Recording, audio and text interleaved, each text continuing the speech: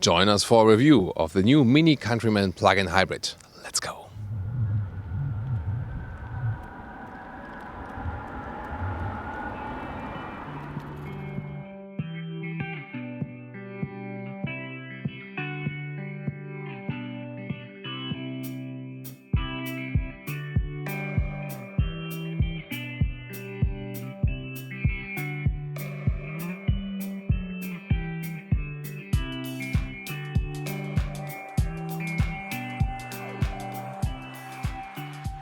In the front we can see round mini shapes, but then again here in the Countryman with a stronger look. This facelift, which counts for the whole model family, also changes a little bit of the grille design.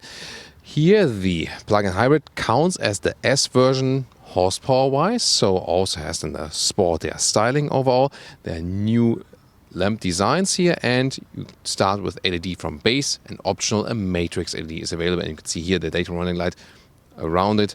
And also another one would be in the lower part. The length is at 4 meters 30, 14 foot 1 or 169 inches. Talking about inches, 16 to 19 inch wheels are available for the Countryman. These here are the 18 inch wheels with the black design. The logo, which has this E, but at the same time signalizes a plug. And then you can open it, and also this is where you also recharge your vehicle. You see the Union Jack tail lamp design now that was done for the normal Mini before, now also carried over to the Countryman. Then the black big lettering here. The plug-in hybrid version has this E badge here as well to see it, but still a real exhaust pipe. The Mini Countryman in general, 1.5 liter 3-cylinder engines or 2 liter 4-cylinder engines, both for petrol and diesel. And here the plug-in hybrid is based on a 1.5 liter 3-cylinder turbo petrol engine. Then combined horsepower output is 220, so 220 horsepower, and 6.8 seconds is the acceleration figure to 100 kilometers or 62 miles an hour. Front wheel drive then with the combustion engine, plus rear-wheel drive with the electric motor in the rear. Then it gives you an all-wheel drive or rear-wheel drive only if you are in the pure EV mode.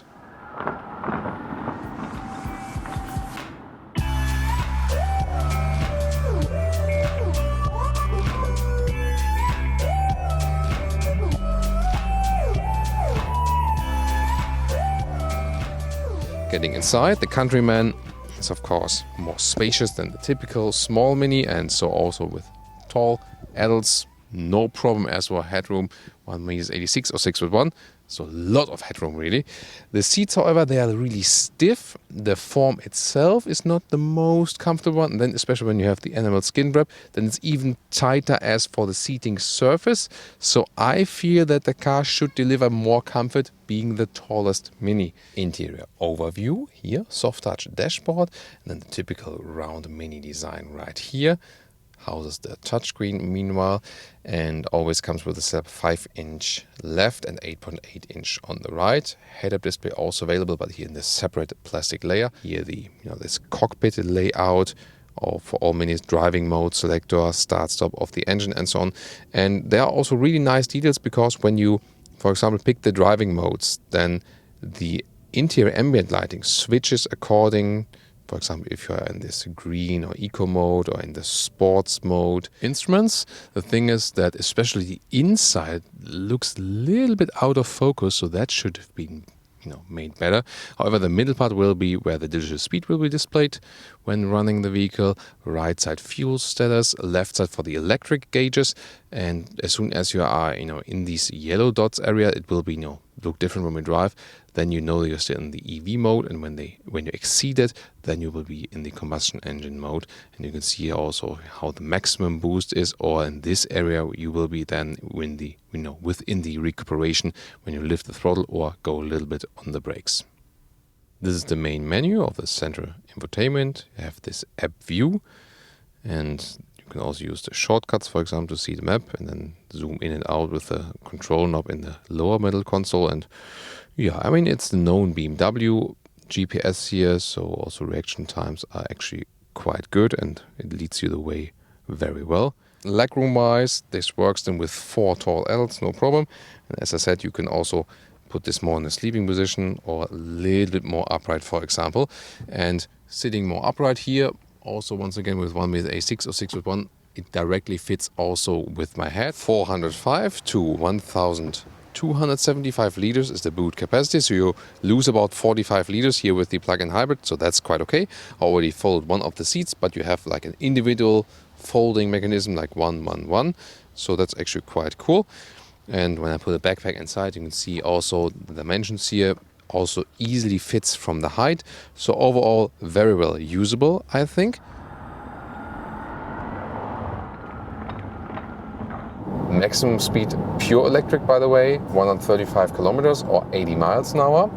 And the top speed of this vehicle, the total with the combustion engine combined, 200 kilometers or 125 miles.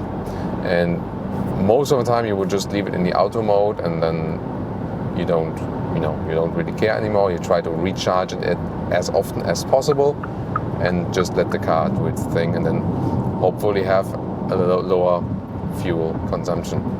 Here at the motorway now, since we're in Germany, we also want to give you some motorway impression. At 120 kilometers an hour, the car is reasonably silent.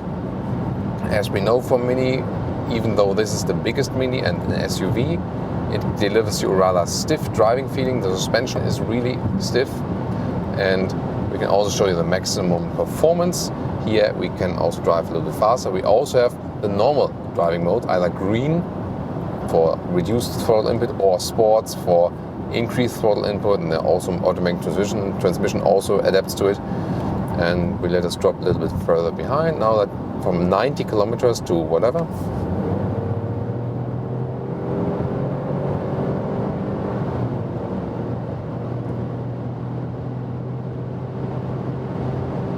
That's 150 kilometers an hour. That shall be enough for so far. And once again, noise insulation quite good. I don't have to raise my voice that much. And the car is remaining relatively stable indeed due to the stiff suspension. However, if the road is a little bit uneven, then yeah, that can be a little bit rough at times. It is definitely fun to drive, and it's also unique driving feeling, so it feels very sporty. Look at here, that slalom. Steering feel could be a little bit, a little bit more natural. Here in this low degree angle, the steering sometimes feels a little bit loose.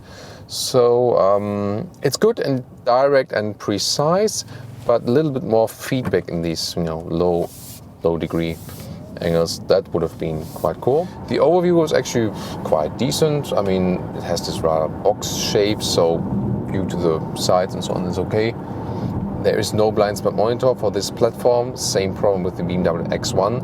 For such an expensive car, here with everything equipped like 51,000, as it stands right here, we should also have a blind spot monitor, because so many less expensive cars already do offer that for sure. But again, the overview is quite okay. Yeah, the B pillar is quite thick, therefore a blind spot monitor would actually be very good. Now I can also put it to max e-drive. So at the moment we are rear wheel driven, and so when I also hit the throttle, and I feel that I more get the push from the rear. However, if I put a pedal to the metal, you maybe also hear that, then also the combustion engine hops on. This is a safety thing, that when you see, I need to do a very quick acceleration, then the combustion engine also goes on that you have the maximum power. So I go back to the max e-drive mode, then I also see it here in these small instruments, these like yellow dots, where I can still see when I'm just driving in the electric mode and when not, and also when I'm recharging once again. I think overall quite interesting drive. We did try some acceleration right here. Still, because we have used the electric drive, we are very low in the fuel economy. Here at the moment it says 3.7 liters in 1 kilometers. Again, if that's really so realistic, always matter of perspective. And also shows me the electric consumption, which is at the moment at a little bit less than 11 kilowatt hours on 1 kilometers. Yeah.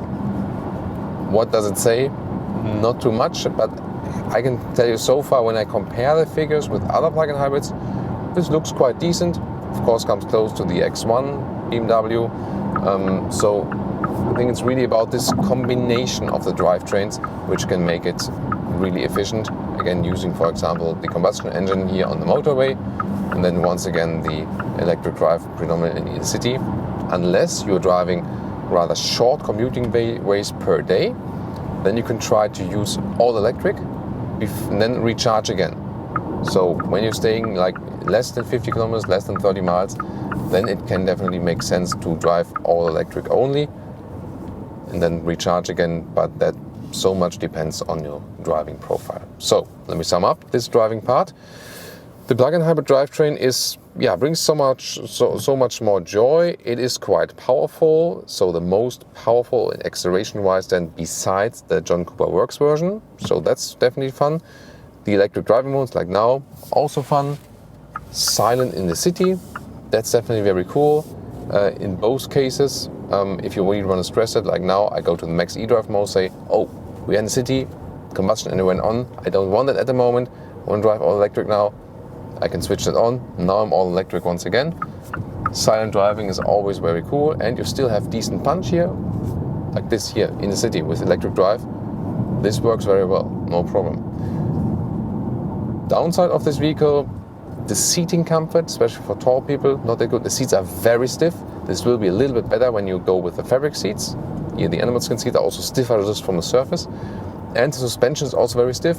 Pro, it drives sporty, it's fun. But comfort-wise, definitely, for example, the X1 would be better. So, yeah, you shouldn't expect the best comfort from this vehicle. That's the thing.